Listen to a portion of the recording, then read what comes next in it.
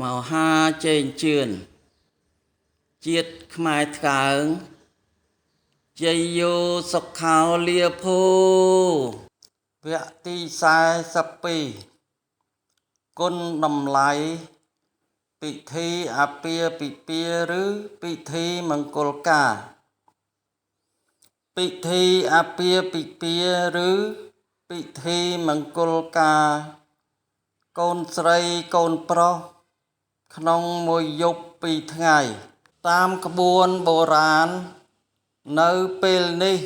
គឺបានរៀបចំប្រារព្ធធ្វើនៅគេហដ្ឋាន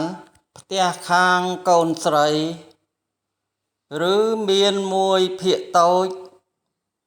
នៅគេហដ្ឋានផ្ទះខាងកូនប្រុសនិងនៅតាមភោជនីយដ្ឋាននានាតាមការព្រមព្រៀងចុះសម្រុងគ្នា